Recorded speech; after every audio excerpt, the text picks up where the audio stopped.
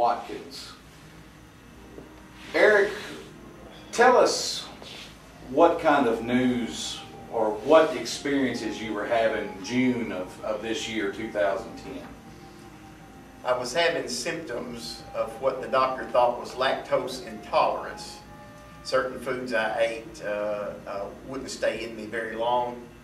The doctor then did some testing and did find some blood and give me the option of taking a colonoscopy or not. He said because of my age that it was not necessary, that he didn't think, and because of a lot of friends of mine that have had colon cancer in the past, I thought it was necessary that I take the test.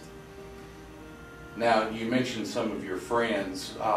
One in particular comes to mind. Could you tell us about your friend, Mr. Francis Carson? Yes, Mr. Carson was diagnosed with colon cancer in 2008, in April of 2008, and because of him I thought it was necessary for me to take this test and see what was going on.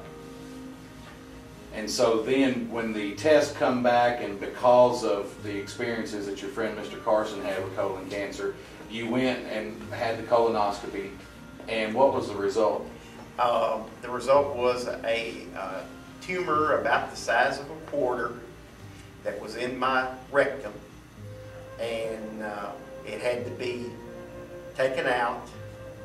They reduced it in size by doing radiation and chemo, and after 28 radiation treatments there was no physical sign of the tumor there. Now,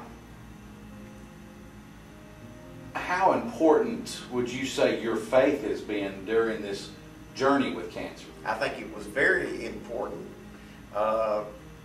The Lord's Prayer was always my favorite, and I repeated it every day as I was taking the radiation treatments, and I've asked all my friends to say it for me.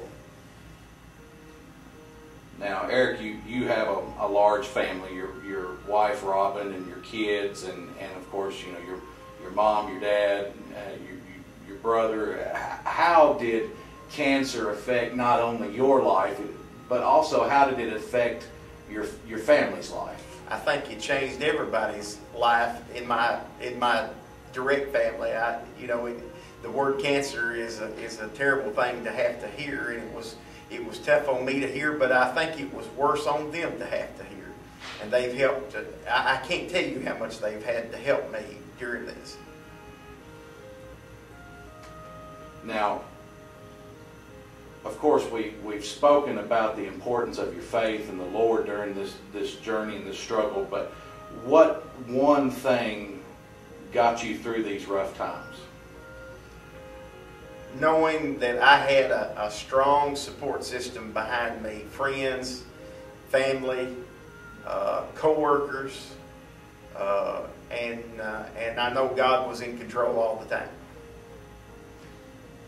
Is there anything that you could offer that might give some encouragement to others going through this? Keep a very positive attitude. Keep your outlook good. Know that you're going to get better. Have a goal that you can see at the end, that you know that you're going to get better, and just keep your faith strong.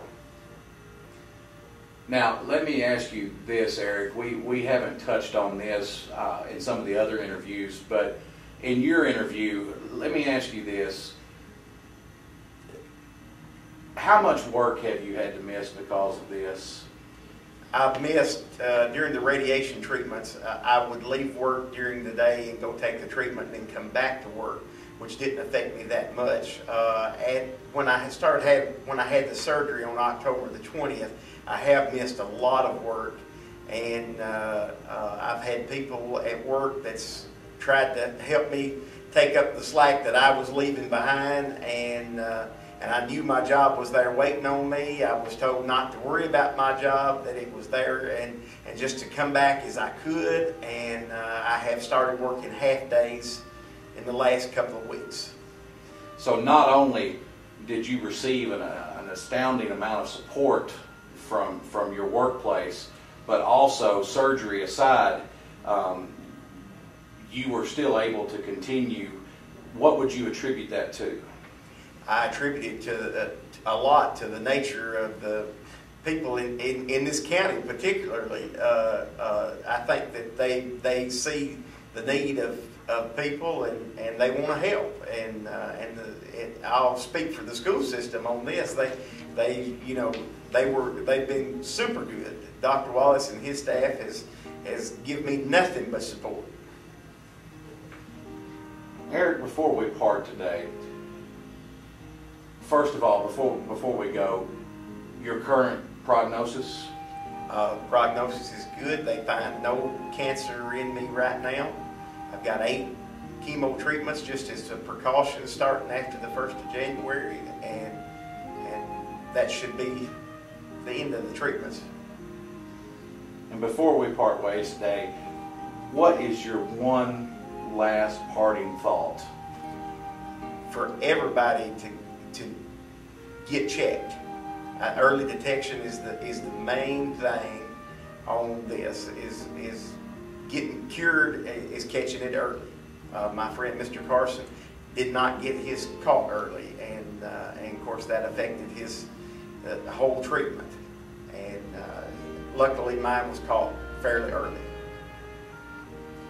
Eric, we certainly wish you more continued success with your recovery.